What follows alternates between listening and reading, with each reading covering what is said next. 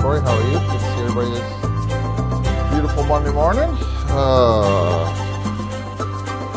Phil, hi Philly. How's everything at your house? I hope everybody is well. Hope mama and baby are doing well. Good to see you. Craig Plowman, hello. Thanks, Tim. I appreciate that. Arlo, thank you. Jimmy Wessels, hi Jimmy. Jimmy's in Huron this morning. Good for him. Good for him. Craig Plowman, hi guys. Roderick, how are you? Yeah, it was looks like we got mostly people here who kind of know what's going on. It's been a good 8-10 days. Hi Nikki, how are you? Jeff, hi Jeff. It's been a good 8-10 days. You know, sometimes life gives you perspective and puts things in your place that puts things in your life that you go, man, you know, things are actually really, really, really good. So,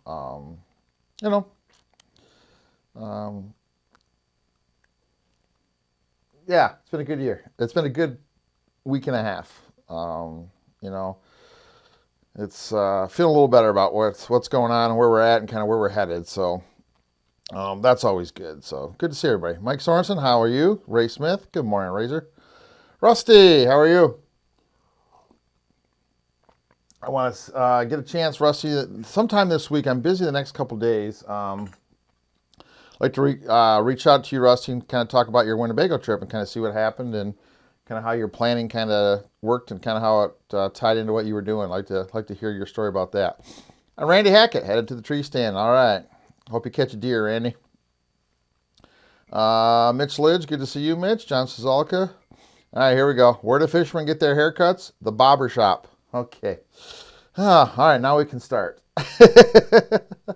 Hey, welcome into Teaching Fishing Coffee Hour. I'm Captain Lance Valentine. It is October 26th of 2020. Good to see everybody. Can't wait till Nova. Oh boy, we'll see. David Salm, how are you? Hi, Kenny. It is October 26th, 2020. If you are new here, Teaching Fishing is coffee hour is something we do on every Monday morning. It's just a hour-long little chat about some subjects. We've got a couple subjects we're going to talk about today. We're going to talk about fall fishing versus hunting. We're going to talk about big fish. Would you rather be the net man or the guy with the rod in your hand? And we're going to talk about boat covers. Do you travel with your boat covered or uncovered? So just a few little fun topics to talk about today. So we do this every Monday morning. It's kind of the start of our week here at Teaching Fishing. If you're new, please head over to our website, teachingfishing.com, TEACHINFISHIN. Please head over to the website. If you are your first time here watching us, before you leave, please make sure that you like and follow our Teaching Fishing Facebook page. That always helps, and the more likes and followers we have, the better it is, the more stuff we can do. So we appreciate that. All right, let's get started. Good to see everybody. I haven't had a chance to get out fishing the last couple days, actually about a week. So just trying to get everything wrapped up. We've got our fall fishing education, our 4-day fishing education weekend is coming up November 5th through the 8th. Been getting ready for that. Been trying to gather all my fishing tackle for the fall. Holy moly, I got stuff everywhere. So, it was weird this year. We missed Detroit River, so I didn't get a chance to fish Detroit River. So a lot of stuff didn't get in the boat. Obviously I didn't get a chance to get down to Lake Erie in the spring or summer. I'd like to get down there 1 or 2 times. We went right to Saginaw Bay, and Saginaw Bay, we can literally fish out of 2 Plano boxes, really 1 Plano box to get down to it. So a lot of my gear is just kind of scattered all over. We had it out for seminars. We had it kind of laying around to show you guys some stuff, and it's kind of just scattered all over Hell's Half Acre, which is kind of this office. So one of my jobs today, the next couple of days, is kind of get all my tackle together. We'll get all the tackle together here, and maybe Thursday or Friday we'll go live in the afternoon with a quick little thing and kind of show you. I'm going to kind of load the Polar Craft up, get it ready to go down to Ohio. So we'll kind of show you what kind of stuff we're putting in there, what tackle we're taking, what lures we're taking, maybe a few little surprises for our trip down to Ohio. So we'll do that later this week. All right, let's get on to today's subjects. Again, good to see everybody. I'm glad you guys are here. First thing I wanted to talk about, because it is that time of year, right? My wife and I took a little color tour. We missed it by about 4, 5, 6 days, I would guess. We drove up Friday to Petoskey and then drove up north through M119 through the Tunnel of Trees all the way to Mackinac City. Then we came back home to Flint around US 23 right along the lake. Beautiful. It was really cool. We left Friday night about 7 o'clock. Got at Petoskey. We stopped a couple places. Got up to Petoskey about 11. Slept in a little bit. We didn't have the dogs for the first time in a long time. Didn't have to get them do anything in the morning. So we slept in until about 10:15, I think, by the time we got up and got rolling. And took a shower. It was 11 o'clock and just spent the day. Carol and I haven't had a chance to spend a lot of time together. Just us, so that was kind of nice. But it kind of got me thinking, it's fall, right? So we've got all kinds of things going on. We got small game hunting. We got archery season here in Michigan. I think most of the Midwest right now is open to archery season. We've got pheasant season. We've got upland game hunting. We've got small game. And we've got some great fishing, right? We've got some steelhead fishing going on. We got some of the best walleye fishing of the year. Perch fishing is still going strong some places. So how do you decide? Let's start this with, let's start the conversation with kind of a question so we can kind of, talk a little bit. How do you decide in the fall what to do? If you're a hunter and a fisherman, now I'm not a hunter. I grew up, we played hockey as kids. I played hockey all the way through college. This time of year for us was hockey season. So we closed up the cabin. We usually got a chance to go grouse hunting once or twice in September, October. And up at the cabin, that was it. We closed the cabin up in Grayling, boom, and we'd come home and it was hockey season for us. So I never really got into hunting. It's something I never really did. If you know me, deer hunting is one of those things that'll probably never happen. Sitting still, being quiet, being cold, and getting up early are 4 things I don't do very well. So deer hunting is probably something I'll never, ever do. I do like a little bit of grouse hunting, upland hunting where I'm moving. But, fall, if we ever did anything in the fall, it was fishing. We would go bluegill fishing. We would occasionally go to a little lake that was close to our house and do a little casting from shore. But again, for us, fall was hockey season. That's one of the reasons I never ice fish, because Saturdays and Sundays were spent at the rink. So for you guys, how do you spread your time? If you like to do all those things, duck hunting obviously is going on right now, duck and goose hunting. How do you decide what you're going to do in the fall? Are you just strictly fishing? Do you try to do both? What do you try to do in the fall? Mike Martin, a guide friend of mine, says he goes with what people are booking. And that is the guide business, right? Where am I getting paid? Today he's killing ducks. Yesterday he was perch fishing. So that's kind of, from a business point of view, that's kind of what you do, right? Where am I getting paid to go today? Roy Miller says, easy. My hunting blind don't cost as much as my boat. So he fishes. And I think that's a lot of it too, right? What do you got? Thanks, Robbie. What do you got tied up in the time? Alan Young, boy, I can't wait to look at this retired life. Hunts weekends with his son, fishes during the week, Monday through Friday. There's the life right there, Alan. Good for you, buddy. Rusty says he just sent me an email. He's got a cool story for me. Cool. Ray says he would always hunt in the fall, bow hunting, deer and firearm deer. Haven't done that for a few years, but hope we can get back to it. Good. It was funny. We started our fall fishing education weekend down here in Ohio in 2003. And there were a lot of guys that kind of like, man, I really can't make it because it's kind of hunting season. We always try to do it the first weekend of November because that gave guys a week and a half, 2 weeks to get ready for gun season. And it was funny. There were some years there, 2006, 7, 8, 9. A lot of guys who'd been coming for 4, 5, 6 years, because it is a very communal event, right? We're together every night for dinner. We're in seminars. We're together every morning for breakfast. We're on the water fishing. We're talking on the radio, sharing fishing information. And there were a lot of guys that came to me and says, man, I've always hunted this time of year, and this fall fishing has become my hunting camp. And I think a lot of guys. So talk about this. I want to kind of go through these because there's some great comments here. John says, if we weren't moving, I hunt first light and last light, fish in between. Small game or waterfowl when it's winter. There's a good life too right there. Good for you, Johnny. Philly Benell says starts with the weather, which I think is a great point. If the weather on Lake Erie is good, then it's fishing. If he fishes until he gets a deer, then it's all fishing until ice up, then I go down to the wood shop. The baby this year took hunting off the table.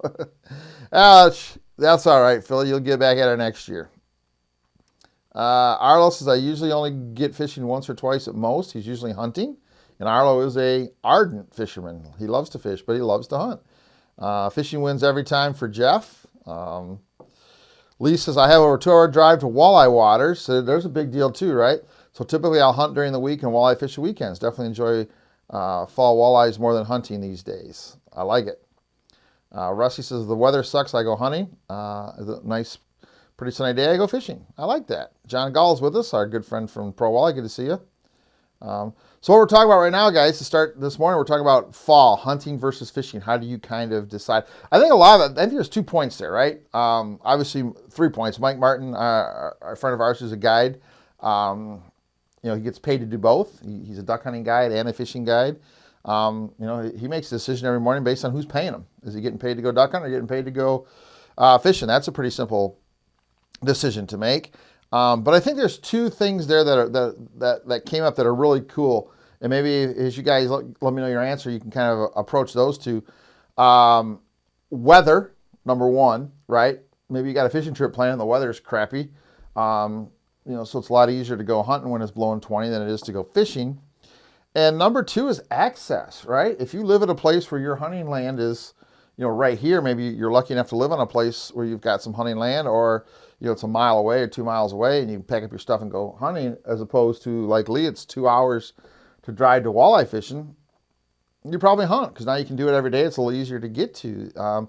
Vice versa, if you live right by the lake, you're probably going to go fishing before you're going to pack up and drive, 45 minutes to your hunting park. So there's lots that goes into all these decisions. Hi, Ben. So lots of things that go into this. It's curious how you guys kind of sort this out. Corey says, what do you want to do with your time? That's number 1. Number 2 is weather conditions for success and safety. And Corey says, where you are, what are your best options? And that's those 3 things we just talked about, right? But how cool would it be to live in a place? Well, you know what? Michigan's pretty freaking awesome too. But a place like North Dakota where you get up in the morning and you kind of decide, what are you going to do today?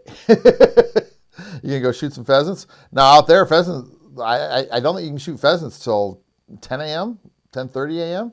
So you can get up in the morning, you can do some fishing for a couple hours, and then head up to shoot a few pheasants and get your pheasants and then head back to the water. So cool place. Dan Domagalski, hi Danny, says, great question. Fall has so much to offer. He says he goes to the UP for a week, fish salmon, Cassian's river mouse, go have breakfast, grouse hunt early afternoon, bow hunt in the evening, full day. All are wind and weather dependent. At home, I do a lot of deer hunting in the backyard. There's that access, unless I can get some buddies to go perch or walleye fishing. That's the other thing too, right? Hunting is kind of more of a solitary thing. You can do that alone. Fishing, you want 1 or 2, 3 buddies with you. So can you round up the crew for a day of fishing? Or is it easier just go, you know what, no one can go today. I got some free time. I'm going to head out and I'm going to go hunting. So a lot of that. But, morning, Chris. I think it's kind of cool that, again, I never grew up with that. Right. And again, our fishing stopped in September. I said we get a chance to do a little bit of grouse hunting and then it was back for hockey. So I never had any really fall or winter other than my time at the rink, which I loved and I'm thankful for. And it was awesome. But I didn't get a chance to enjoy.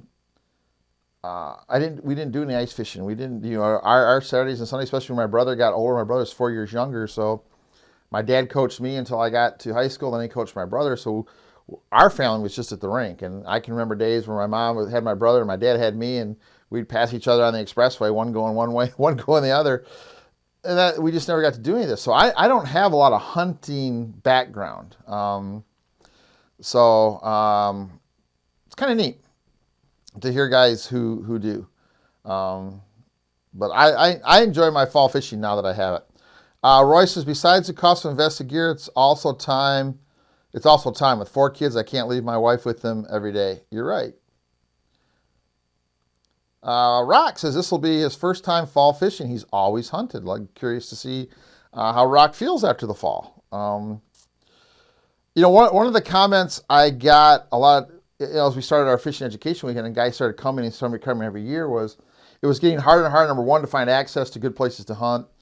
And a lot of people, especially, I'm 55, so I remember one year my dad wanted to go up, took me up to hunting camp up on the East Branch of the Saddle River with his aunts and uncles and cousins and people that he had hunted with as a kid with my grandpa. They had gone and they had gone to deer camp, and they put deer camp up just not too far from Grayling on the East Branch of the Saddle River. And my dad wanted me to go. I was, I don't know, almost 13, 14, somewhere in there. We camped out right on the side of the river, and wall tents and the whole shooting match, right? And I liked it because I liked being around all the people, but I was an early morning guy, so everybody get up. First day I went out and I sat in my blind for, I don't know, an hour. Walked back to the camp, started fishing, caught a whole bunch of nice brook trout right literally at the campsite. So had some fresh brook trout when the guys got back for breakfast. And I just slept in. I get up every morning with everybody and sit by the fire and get the fire going, get everybody going, and they'd go deer hunting. I'd go back in the tent and sleep for another hour or two and get up and go fishing all day. And that was really the last time I really went to hunting camp. It really wasn't, I don't know. I'm not a big, one of the things we're going to talk about, I think, next week is accommodations. How do you feel when you go fishing? Do you need a nice hotel or do you just want to sleep? I'm not a big sleep outside guy. That's, I'm not a big guy. So hunting camp to me doesn't have any charm. But a lot of guys loved hunting camp. And a lot of guys would tell me when we got the fishing education weekend going that it was getting harder and harder, as the kids that used to come to hunting camp get older and have kids. Now they can't come, and people get older, and maybe Uncle Joe is 80 now and he really can't come. So hunting camp has kind of lost its appeal. I don't think a lot of people do hunting camp style things anymore. I think it's guys go hunting and we don't have that community, and that's one of the things that we have our fishing education weekend is sense of community. We're always together. So I think that has a lot to do with it too. Phil says, if you'd asked me 5 years ago, I'd have said I fished until hunting season because the boat had to be winterized. He didn't know anything about fall walleye. Well, welcome, Phil, to the Fall Walleye Addicts Club. Good to see you. Hi, Keith. How are you? It has been a while. Good to see you. Kim says he fishes. There you go. Steve Canfus says he lost his hunting spot, so now he loves fishing. Jim Mick says, how long will Pro Gel Super Gel keep? Try not to get it to freeze, but it'll keep for a long time. You definitely don't want it to freeze if you can keep it from freezing. But it'll last for a long, long, long time. But just, this time of year, bring it in from your boat. Maybe get a little gallon Ziploc baggie, put all your ProCure bottles in it. Zip that baggie up, put it in the boat when you go. When you get home, take that baggie with you. Or put it in, Ziploc baggie, 1 or 2 Ziploc baggies to keep the scent out, and maybe put it in with your boat bag or something you take in and out. You don't want to leave it out in the boat and let it freeze. Tim Timmer says he fishes. He can't invest time or money in 2 hobbies. That's the other thing, man, is fishing. If one of the things that I can look at fishing, even from when I really started getting serious about fishing in the mid-90s, all the way back to when I started, I was always serious about fishing, but man, the cost of going fishing. I can remember when I bought my Lund Pro V in 1988, and it was a 16-foot boat with a 40-horse tiller. Like, oh, that's, we come from a 14-foot boat with a 15-horse tiller on it, and to get a big 16-footer that could go out in the bay was huge. And obviously inflation is there, but the cost of going fishing today is just kind of, man, you buy a nice boat motor trailer package. I mean, even a small little tiller, you're something nice, you're in a $20,000, $25,000 range, and you see all these boats that are 50, 60, 70,000. You're like, man, oh man, where, have we really kind of priced everybody out of the fishing market? But in hunting's the same way. I first hunted with a wooden Bear recurve was the way I hunted, and And now you've got bows with 14 cams and 37 sights, and everything's just gotten a little more expensive. So can you really invest the time and money into hobbies to be really good at both things? So that's a good question too. Corey says, I'm getting older. I find duck hunting is getting physically difficult the way I do it. Man, wait till you get old, Corey. Jeez Louise. You're still a kid. Lauren says, archery hunting has always been my first love in the outdoors, fishing second. Awesome. Love that. He says he finds fishing, especially walleye fishing on the Great Lakes, so much more dependent on weather. Ain't that the truth? Than hunting, and I'm so afraid of freezing my lower unit when it gets cold. It is so much easier to hunt alone. Walleye trolling so much.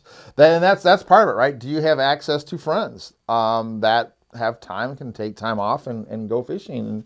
And that's hard. I mean, for a lot of years, I was talking to a guy the other day, a friend of mine the other day. I went almost 4 years of that's when I had my Lund. My Lund never left the garage. I got into playing golf. I was playing on 4 leagues. Playing on a league 4 nights a week, and I had a standing Sunday morning game. I would take 3 golf vacations a year, one around February, one in October, and one in the middle of summer. And I played golf and played well and enjoyed it. But didn't fish for 4. My boat never left the drive. Never left the garage for 4 years. Honestly, never left the garage because I couldn't find anybody to go fishing. The friends that I had at the time, they were golfers, so we just played golf. That's what we did.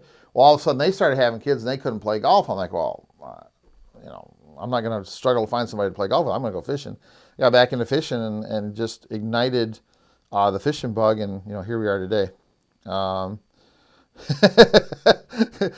Corey asked Lauren, are you worried about freezing your lower unit or your motor's lower unit? Both. I know I'm worried about both. Kevin David, hi Kevin. He says fishing is more convenient. He's only 30 minutes from Linwood, only about 7 minutes from the Milwaukee boat launch on the Saginaw River. Awesome. But he will go up to the cabin at least a couple weekends during deer season. There you go. No, it wasn't bad, Lauren. Just, do you get cold? I know a lot of people who won't do anything this time of year because they just get cold. They just can't get warm. And that's what it is. Alan has been hunting 54 and fishing 65. Love them both. I've been able to pass that along to my son and grandkids. Good for you, Alan. Appreciate your passion. Randy says he goes to the hunting cabin. Hi, Jimmy Steele. Good to see you. Rock says he just spent 10 days elk hunting in Colorado, sleeping in a tent in 20 degrees. It was really about the relationships with the guys I was with. Same with fishing. I agree with that. The fishing and the hunting are all about the time. The thing I like about the thing I did like about the couple times I went hunting, I went up a couple times to small deer camp with my brother and my dad and one of my brother's buddies and his dad and people that we all knew. Small group of 4, 5, 6, 8 people. I do enjoy about hunting that you don't always get with fishing. I did enjoy the morning, getting up, sitting around the campfire, going and hunting, coming back in the afternoon, sitting by the campfire, getting done at night, sitting by the campfire. There seems to be a lot more camaraderie and a lot more community activities based around a day or a weekend of hunting than there is a day or weekend of fishing. It seems like you go fishing and that's it, right? I do enjoy that. I did enjoy that part of hunting. Corey says a lot of guys that duck hunt do breakfast in a blind also. It's more social. Of course, she doesn't get up at 3 a.m. and haul pounds of gear and get cold to have breakfast. But, duck hunters, I'll tell you, I know some duck hunters. I know some duck hunters very well. And duck hunters are passionate people, man. I think duck hunting is one of those things you could never, ever do as a hobby. You are either a duck hunter. There's a lot of people who aren't fishermen, they go fishing. And there's a lot of people, I believe, who aren't hunters, they go hunting. And there's a big difference between the two. I don't know anybody that's duck hunts. Everybody I know they're a duck hunter. I mean, they start wearing camo in July and they're honking and squeaking their call. I mean, duck hunting, holy boy, those people are nuts. They are passionate people, and I like that. I like that. That's what they do, right? They duck hunt, and I like that. I like that passion. Hi, Matt. Good to see you. Roy Miller says his wife just said amen to the cost of fishing. That's funny. Of course, as the cost of all these have gone up and access has diminished, you betcha. Kenny Sparks started out mostly hunting and occasionally fishing. Over the years, ended up just fishing. There you go. All right, so that's kind of neat. It kind of looks like it's kind of 50-50. A lot of guys just fish. Some guys, like Arlo, just hunt. Most of us kind of determine the day based on what the weather, our access to location, our access to our friends is. And that's the way it should be. Look at, just get outside. Just get outside. Just enjoy what we have. Just enjoy the outdoors. So I don't care if you hunt or fish, get out there, get the stink blown off you, as my grandma used to say, and enjoy it. So good. All right, let's move on to our second topic for today. So it's fall, and we catch a lot of big fish in the fall. This is a time to catch big fish, catch the trophy of a lifetime maybe. Let's talk about a big fish. You've got a big fish on the line. You got one or two buddies in the boat. Would you rather be the guy with the rod in their hand reeling in the fish, or would you rather be the guy in the net? You've got a fish you have to get in. It is the fish of a lifetime. It's a 10, 11, 12, 13, 14 pounder. You have to get that fish in the boat. You definitely want to get that fish in the boat. Do you want to be the guy with the rod, or do you want to be the guy on the net? I know for me, it's very, very simple. I want to be the net guy. If there's a fish that has to come in the boat, I want to be on the net, because the person on the rod, you can make a lot more mistakes on the rod and not lose a fish. You get one crack, especially the big fish. You get one crack at a big fish, and you can make a lot of mistakes on the rod and still get that fish in. You make a mistake on the net, and you got hooks in the net, or you got that fish in the face, or he's, you miss him and he's running. I want the net in my hand. Something I learned on the professional walleye trail. One of the things that we did, look at, it's funny. I know a lot of the guys who are commenting, and I see a lot of the nets, and I'm like, I know what they're thinking. I know in the back of their mind what they're thinking. On professional walleye trail, I was a pro-am, so I got a different amateur guy. I probably didn't know. I didn't know his skill level. I didn't know anything about him. And we fished for a boat weight, so we were fishing together for one weight in the boat, the best 5 fish. So I had to count on that guy. That guy was helping me make a paycheck. So I would hand the guy the rod. I set the drag the right way. This is 100% one of the reasons I use long, soft rods. So I like 8.5-foot rods as opposed to 8-foot. 8-foots are a lot easier to handle. If it was me in the boat with my brother, or me with Doug Ward, or me with Jeremy Crosby, or me with a couple buddies, sure, I can use a shorter rod, probably get more rods and kind of not have the hassle of an 8.5-foot rod and be okay. But if I don't know the person on the rod, I want that extra length and that extra give. I set the drag where I want it. I tell them don't touch the drag and just turn the handle. Don't ever stop turning. Line's not coming in. Don't stop turning the handle. Just turn the handle. Fish can't swim backwards. Just turn the handle. It'll get to a point. And then the guy on the net is in control. The guy on the net is the maestro. He's the conductor of the whole process, right? So as that fish gets close, you need to start telling that guy where. I want the guy in the back to not even look back. I want you to just look down at your counter. I can't tell you how many big fish. I can't tell you how many big fish we've lost on charters where the guy knows it's a big fish, comes to the back. I'm in front of him trying to net it, and he leans back to look at the fish, and the rod goes down, the fish comes off.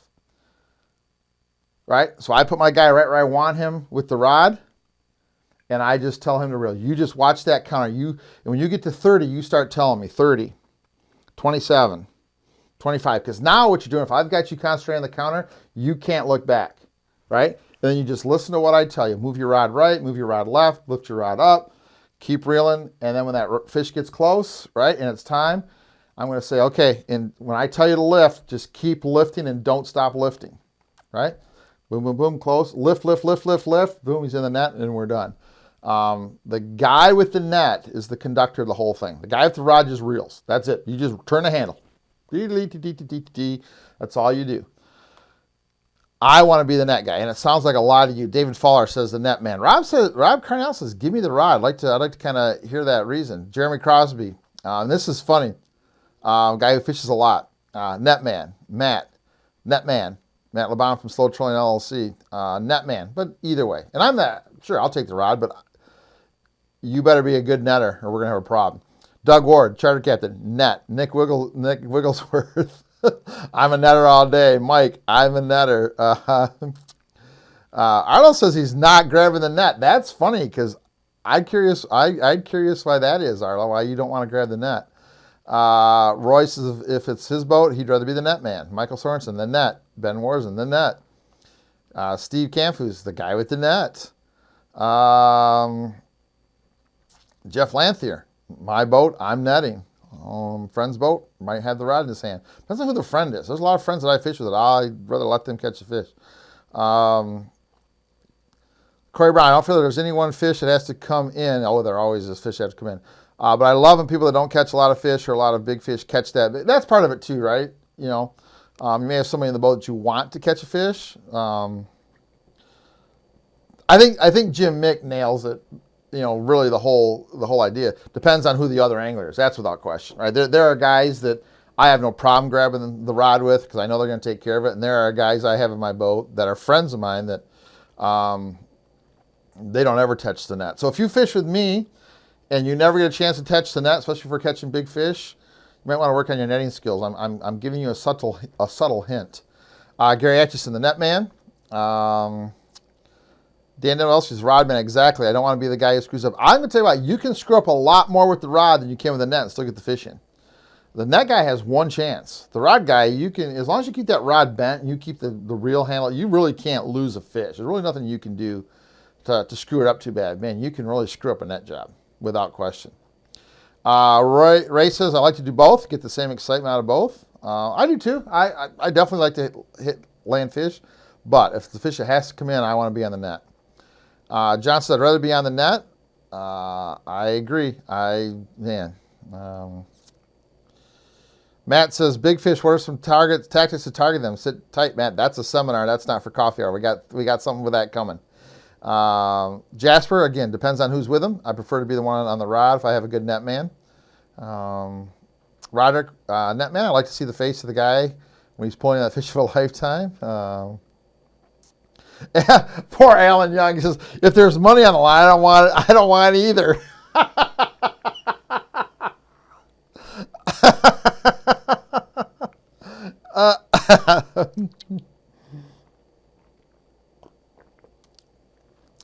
That's funny. There's money on the line, I don't want it either.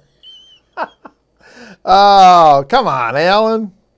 Life is made for pressure. You can't make, as my grandpa Valentine used to said, without pressure, there's no diamonds. So there you go. Phil says, the rod, I can make a bad netter look good a lot easier. I can make a bad rod handle look good. I don't know about that. I'm going to disagree with that. Tom says, net man, you can only make one mistake with the net. Amen. Rod guy has the advantage of many mistakes. Lee says, I'm usually the man taking boards off, snap weights, coaching the guy. You know, and Lee makes a good point. You start adding a board, you add a snap weight, you start adding some of that, especially when you got a 12, 13, 14-pound fish, you start adding some of that dynamic. Now you really want to make sure that guy knows what he's doing, because you can make a lot of mistakes just taking those two releases off. A lot of fish are lost just taking the board off because the person doing it doesn't keep the line tight, snaps it, instead of just easily getting it off, kind of sliding out. They kind of snap it real quick and the line goes boing, boing, boing. There's an art to taking the board off on a nice big fish.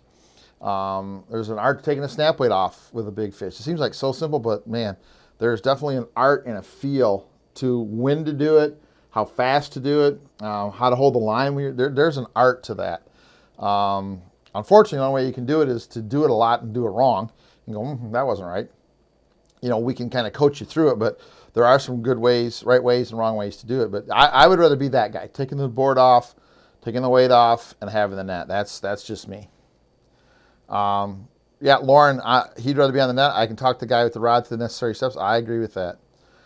John says he took his fiancée salmon fishing. Her first salmon weighed 28 pounds. Told her just to keep whining. He fought the fish with the motor on the tiller. That's part of it too, right? Is you've got control. Phil says the opposite on his boat. The guy with the rod knows exactly what the fish is doing and what its tendencies are. The rod man tells the net man where to go and when to scoop.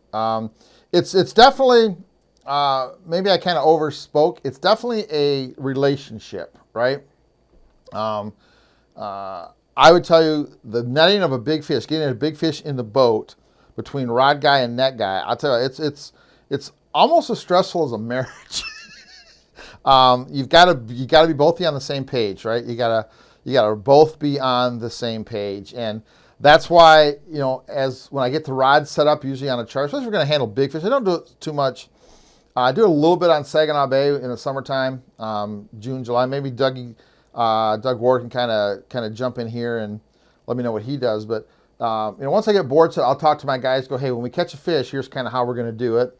And the first fish, I want everybody to watch. So I want everybody, hey, we got a fish on. Who's up? And let me, pay attention to what we're going to do. I'm going to show you how we're going to do this. When we go to Lake Erie, especially in the fall, and I know every fish has a chance for it to be, 10, 11, 12, 13, 14 pounds. We walk through that process. I'll get rods in the water. I'll grab another rod and go, okay, here's what's going to happen when we catch a fish. We're going to do this. I'm going to pull the rod. I'm going to hand you the rod. I want you to stand right here, and I want you to reel. When that board gets close, I want you to step back here, put that board on my outside shoulder. You keep reeling. Don't stop reeling. You look down at the counter, tell me what the counter says. I'm going to take the board off. You just keep on reeling. You're never going to know any difference. Just don't stop. Keep reeling. Then once I get the board off, I'm going to tell you to reel, turn the handle 4 or 5 quick times, and come back to here. I want you to stand right here. And then as we get close, you just listen to what I tell you. So we walk through that process before the fish is even on, because you don't want the stress of a big fish to be the time you teach somebody. So I like to teach them before and kind of show them what we're going to do. Randy says, always awesome to net a personal best for someone that hasn't done much fishing. I agree with that. That's really cool. Jason Kelly, net, but it depends on who you're fishing with. It does. It definitely depends on who you're fishing with. There's guys that, in my boat, and I grab rods and I make them net fish because I don't get to catch very many fish. I honestly don't think, other than the salmon fishing we went with Lance Keene, the one day Dean and I got to go and actually fish, I probably have landed, other than those, I don't think I've landed a half dozen fish this year, because all my fish, I take that back. I went down to the Detroit River one day with Bill Brandt and caught 7 or 8. But other than that, I don't think I've reeled in more than 3 or 4 fish on Saginaw Bay this year. So I haven't caught hardly any fish this year. Personally reeled in many fish. And usually for me, when I leave Detroit, because I am fishing in Detroit to keep the boat, vertical, so I do catch fish in Detroit, I usually don't catch fish again until I go down to Erie in the fall and fish with a couple buddies. My summertime, I very rarely catch fish in the summertime because I'm guiding. Paul Putnam says, you ready to be the net man? Tim Turman says both. Gary Sachs says the net. Doug says, don't get me wrong, I like a big fish, but I like to see others grin. Yeah, that's cool. Jeremy says, I started fishing salmon as a kid and first mating a charter at Grand Haven. He's always been the net man. A good net man is valuable. Matt Peterson, good morning, everybody. He likes to be the net man. Josh says he's a rod guy.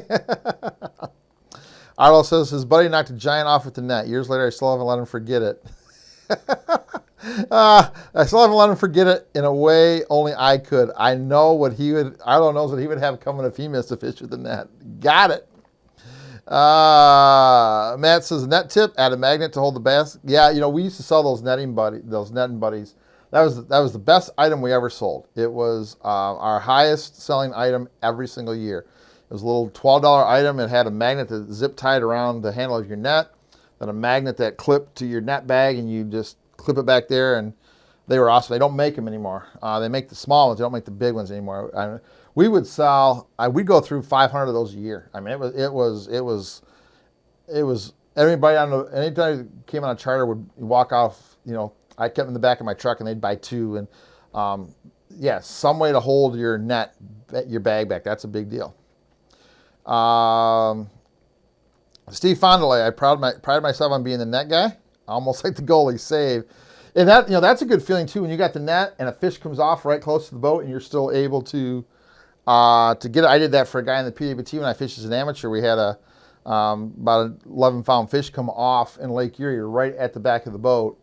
And we were fishing in big waves, really, So as he went to kind of lift to get the fish coming, we hit a wave surge and kind of everything kind of went, that quick went bad, and the fish actually pulled out, and I still netted the fish. He was all upset, and I'm like, hey, don't be upset. We got him.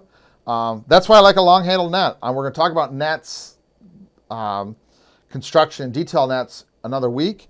But I like long handled nets. The net I have in my boat right now is an 8-foot handle. It's 2 4-foot sections that extend, so an 8-foot handle, and the net is about 2.5 feet, depending on which net I use. One of them is about I think 26 inches long, and the other one is about 30 inches long.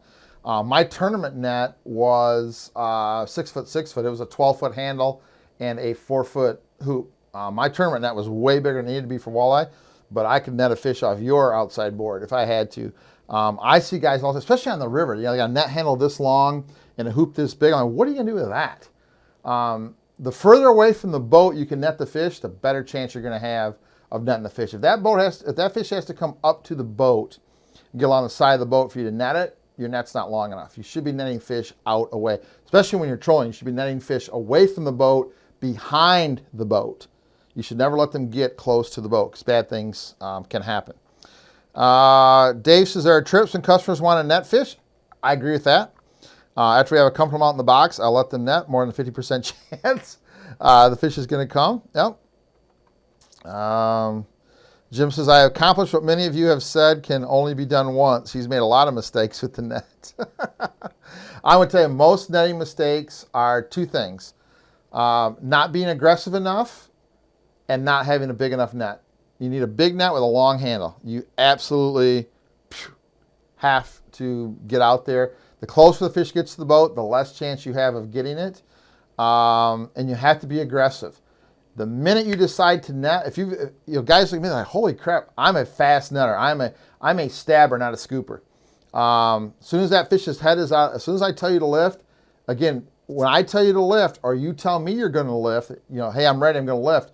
You can lift. You can't stop, because if you lift and then you decide to go back, I'm netting. I'm expecting that fish to come at me, so I'm aiming here to get that net as the fish is coming. You stop, I aim here, that fish goes back. I probably end up with the hooks in the net. So that's where that relationship. You have to, once you decide to lift, we decide together it's time to lift. You just keep lifting, and I'll get the fish. Right? You can't lift and then go, oops. You can't do that. That's a lot of mistakes that I see people having. And then having a long enough net. Again, I'm a very aggressive netter. Once that fish's nose comes out of the surface, I call it a stab netter. Boom, scoop, done. I'm not a long sweeping scooper. I'm a stabber. Shoot, boom, done. Over. Longer the fish stays in the water, the better chance he's got to get away. So, Jimmy, I don't know how you net. I don't know what kind of net you have in the boat, but those are two things that I think make a big, big, big difference. Scotty Keene says he's always on the rod. It's hard for him to net, and the wife does a great job. Lots of practice. Yes, they have. Dougie Ward, again, charter captain, says first couple fish are learning fish. We go through a routine right down to when I remove the hooks. After that, I'll let them net or get involved. And I do too on the charter. If they want to net, they want to set boards, have at it. It's their trip. And that's honestly it's part of the fun of being a charter captain. You get to watch these people actually learn the skills. Matt says kids on his boat are always good luck for a Fish Ohio coming in the boat by the kid. There you go. Nick says he definitely needs a designated snack person. He's the same person that sleeps in front of the boat. Jim Mick says his netting skills have improved since he's caught doubles on one rod while fishing sole, I'm sure. Dave says ask him again after here in Ohio. That's funny. Hi, Matt. Have a good day, buddy. Rapala has a net magnet for about $10. That's what we used to sell them for. I wonder if they did the same type of thing. Steve says, if I'm fishing for big walleye, I'll do whatever the captain wants. There you go. Rusty, yeah, absolutely. Let me know. Doug Ward, again, another charter captain. Stab, not scoop. Yep, nailed it. Schmack. You've got to go get that fish. I see guys take a net and they take a 10-foot scoop, especially on the river. Now you're doing that. You're against the current. And you have no idea where. It's just. I'm like, no, go get it. go get it. I've got some video. It's some older video, but I got some video that you can actually watch me net. I am so quick. Pop, pop, done, over. It's you've got to be aggressive. The net man has to be confident. He has to be aggressive. I also think, depending on how your boat is built, you've got to be able to get to the back of the boat to net. Now, look at, I still can move around pretty good. I get up on the back deck. The Angler Quest, I get right to the back. I have a flip-up bench seat in the back corner of my Angler Quest. I put my knees right on that, and I lean over the back of the Angler Quest. And again, I've got that 10-foot long net and handle, so I can get way out there. On the Polar Craft, I get up to the back deck, and I actually physically sit on the motor. Whatever side you're on, I put my butt against the front part of the motor. So I'm right at the transom. So now I've got that 10-foot reach. You can't net, some of the boats I see, you got the transom, you got a splash well, you got a deck. You're 6 feet from the back of the boat trying to get out there and net a fish. That's impossible. That's why I was never a big fan of when guys went salmon fishing, they put those boards across the back of the boat. I was never a fan of that because now you have to bring the fish to the side of the boat to net it. You can't get over top of the boards. So, just a little thing to think about. Jason says, we leader grab and swing them in. A lot of times, I'm getting a lot more on that Detroit River. Just grab a fish and kind of flop it in. Depends on the size of the fish, right? Saginaw Bay, there's a lot of times we don't use a net because, again, you get it in the net and, it doesn't take long. The nets I use, it takes 2 seconds to get the hooks out. But again, the fish is in the net and you got this and that. A lot of times we'll just, on Saginaw Bay, especially those, flicker shads, they usually got 2 or 3 trebles stuck in their face anyway. You just, those 2 or 3 pounders, you can just pick them up and swing them in. But, if you have to use a net. Jim says he watched me net a large fish that got unhooked at the water service by another anglers, Teaching Fish and Anglers Club angler. I've often used the experience to ask the question, who caught the fish? There's more to catching a fish. I said, in trolling, for me, the boat catches the fish, right? You may have been on the rod, you may have been on the net, whatever, but, when you're trolling, the boat catches the fish. We used to have a big fish pot on professional walleye trail, and I'll never forget this. It still kind of sticks in my craw. We had an amateur that actually holds the big fish record for the professional walleye trail. And this is a guy, he did a lot of fishing. He fished as an amateur a lot. He wasn't a great fisherman. He was good at best, but he just loved the amateur part of it. And he would come and the pro has to provide everything, make all the decisions. And usually when you got a guy, and the less skilled he was, you definitely would make sure that he had the rod in his hand. So, the pro's been there for 6-7 days pre-fishing, got the whole pattern set up. This guy shows up the night before the tournament, gets his assignment, which is what he's supposed to do. There's nothing, but the pro's been there for 7 days, spent all the time and money putting together a pattern, getting the lures, all this stuff. And planer board goes back in Lake Erie. So he hands the rod to this amateur, guy reels the fish in. The pro nets the fish, gets it in the boat. It's a 14, I don't know, whatever, 14.4, whatever it was. Brings it to stage, and the first thing the amateur says is, I caught that fish. Like, no, you didn't. You reeled it in. That kind of sticks in my craw, right? I had the rod in my hand. We set the Michigan Walleye Tours record back in 2001 that stood until 2017. A 12.78 out of Lake Erie. I had the rod in my hand. My partner netted it. We caught that fish. And the plaque, I had the fish in my... Now, my buddy was a lawn care guy. He could care less. It didn't mean anything for his career. Obviously, for me, it was nice for sponsors. It was nice. It was a nice recognition for me to catch that fish. But, every interview I did, it was we. My plaque says Lance Valentine and Matt Boza. When you're trolling, you don't catch the fish. The boat does. There's a lot of work in you're setting rods and controlling where you're going and getting the speed right, and all that goes into that. Any fish that's caught on a trolling is a we fish. We both catch it, or we all catch it. John says he's moved south down to Florida. He's gaffing now, yeah. Steve has a casting deck, goes back. Phil says, ever since I got in the hand line, I don't net fishes under 20. I can just make that sweeping pull. Yeah, and we do that a lot with smaller fish too. So, good. That's cool. That's neat. Good conversation there. So, I'm going to table. It's 7:50, so I'm going to table our traveling with covers. I'm going to table that till next week. We'll talk about that next week. That'll be one of our. I think we're kind of dialing into actually having some topics. I like the idea of having topics. It makes it easier for me. We don't get off. Look at this. During a lot of you guys were with me during COVID, and we got a little seminary talking about fishing topics. That was never what this was designed to be. Obviously, COVID changed a lot of that. We were together. We were all kind of frustrated. We were all trying to get through. And I think for a lot of us, myself specifically, coffee hour day was very cathartic. It was very therapeutic. And we did, yeah, you're right. Yeah, no, that's a good point, Dale. Does the boat lose the fish? I'm going to say that depends on where we lose it. If we lose it 20, 30 feet out and you were jerking the rod and pumping the rod and doing all kinds of crap, you lost it.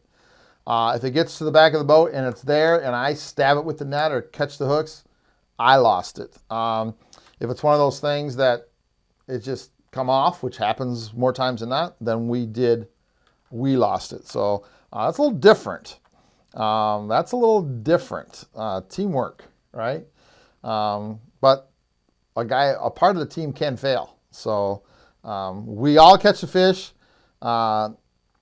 We can't all lose the fish, but there can be a little bit of finger pointing when a fish is lost. So there you go. I like that question, though, Dale. That's a great question. Great question.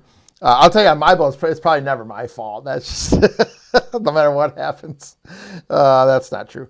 You know what? We got a couple more minutes here before we wrap up. Steve Bryan makes a great point. Never go to the back of the boat. And I just went and bought a pair of really nice safety glasses with just clear lenses. Never go to the back of the boat without a pair of glasses on, especially if you're the net man or the rod man. You're reeling in that fish. You got pressure on that fish. It's a big fish. All of a sudden, that lure lets loose. That lure comes back. You have no idea where it's going to go. I keep a cheap pair of glasses in the back of my pontoon, on the back shelf there where I measure fish. I usually have sunglasses on, but sometimes I don't because of the weather or maybe I'm doing something. But I always, before I net, I just take those cheap. They're just cheap, basically clear glasses, right? Put them on, and that way I have some protection. Great point, Stevie. And I feel bad I missed that. You should always, if you're at the back of the boat, either netting or reeling, you should have a pair of glasses on because it can go bad in a hurry, really bad in a hurry. Lisa's team effort for trolling. Lots of puzzle pieces everyone puts together. Absolutely. It is a team effort. Have a good day, Johnny. Thanks, Robbie. Appreciate that. Corey says he's still frustrated. That's another topic. Good.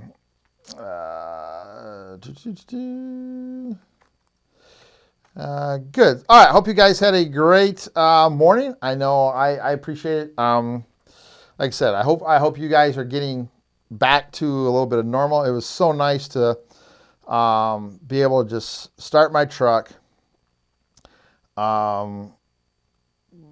Friday, drive where I wanted to go, stop in a restaurant on the way up and eat, stop at a hotel, get up the next morning and have breakfast in the hotel lobby, drive my car, wherever I wanted to go, stop at a restaurant on the way home.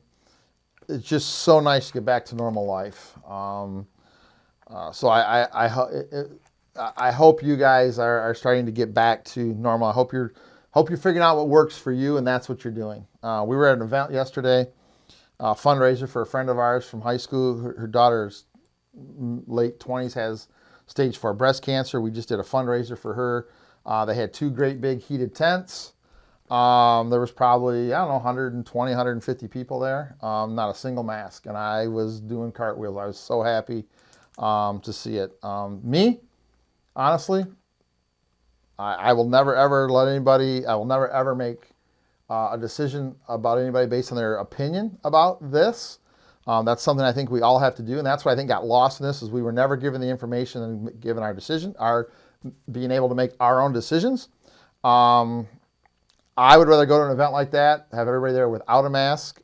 For just me, and take my chances. I was able to see people I haven't seen in a long time. We hugged, we smiled. You could physically see their face and they were smiling.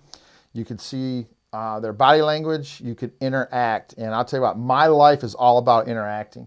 And that's what I've lost this year. I've lost all that time of being able to hug somebody, shake somebody's hand, see their face when they get excited. And I'll tell you what, it's been hard for me. So being able to get back to normal, that's just me.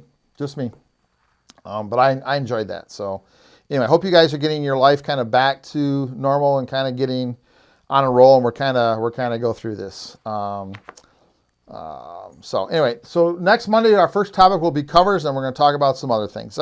Jim Mick says he's still a novice. He likes to net alongside the boat, not over the stern. He says, number one, the person reeling is less likely to allow the rod tip to point at the fish. Less danger when a lure gets spit out. But man, now you got that boat against the fish. He can only, if he goes that way against the boat, you can't net him. He's got a chance of getting into the motor. I don't like that. Always have glasses on. I agree with that. Anyway, so I hope you guys are getting back to kind of normal. Looking forward to that. Good content day. Yes, catch tomorrow. So Christian Anglers tomorrow at 7 a.m. At the Christian Anglers Facebook page. Absolutely. Rock. I'll be there at 7 a.m. tomorrow.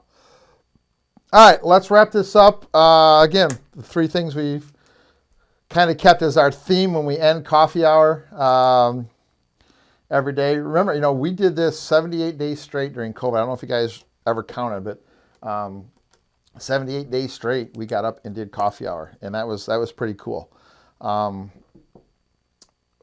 Everybody's back to work, so we're back to once a week on Monday. Hopefully to get your week started. Hopefully this is a good way to get your week started. Kind of have a little bit of fun, get out of your Sunday funk, kind of have a little bit of happy fishing talk as you head into work or you're getting ready to go to work. Hopefully we help you get your week started off on a good note. So we're going to end with the three things we always ended with at coffee hour. First of all is in honor of our good friend Duncan Wooster, who, boy, I miss every single day now that he's gone.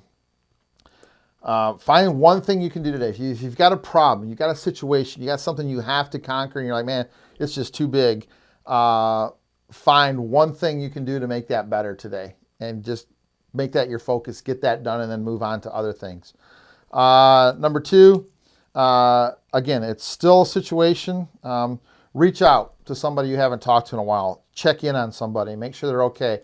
I reached out Friday afternoon to one of the guys who was one of my best friends growing up, through grade school, through middle school, through high school. He was the captain of our hockey team in high school. He lived on the other end of the street from me. We bought our house because as we were looking for houses, I was in second grade, we were looking for houses.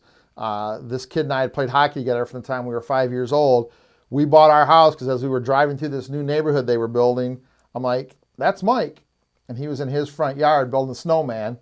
And we bought a house at the other end of the street because he was there, and our families knew each other. We had connections through hockey as kids, and we were best friends growing up. I haven't talked to him probably in 6 or 7 years. We haven't talked a lot in the last 30. Probably haven't talked to him in probably 4 or 5 years. And I just, you know what? I called him Friday, and we talked for almost 2 hours. Really nice. So find somebody you haven't talked to, maybe somebody you might know could be struggling through this stuff, or maybe somebody who's gone through some tough times. Reach out, man. It honestly, it cures your, it warms your heart, it fills your heart, it gives you joy. It just reach out, man. Just reconnect with somebody you haven't connected with in a while, or maybe somebody you know is having a tough time. Reach out to them. That's a big thing. Do that. The second thing, and the third thing. Always, I think, is the most important of those three. Be kind. Find a way to be kind today. Before you post something, you know, everybody's on edge right now with the election coming up.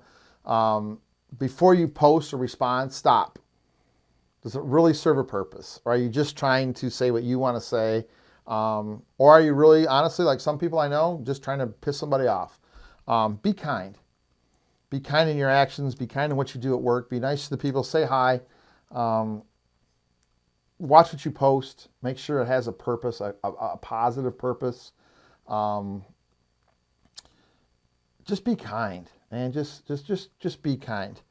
I don't think anything can be said nicer about somebody than to say, you know what, they're a kind person, they're a good person, they're kind is the word that I just love. I hope if someone ever talks about me that one of the words that comes up is kind. I think kind is just an awesome word. So find a way and a reason today, and go out of your way to find a way that you can be kind to someone, make somebody's day. It makes a difference. Trust me, it makes a big difference. So, all right, have a great day. Have a great week. We will have some content for you guys, some seminar content this week. I'm working on those. I'm sorry we've got a tough little stretch here in October getting some content done, some things going on.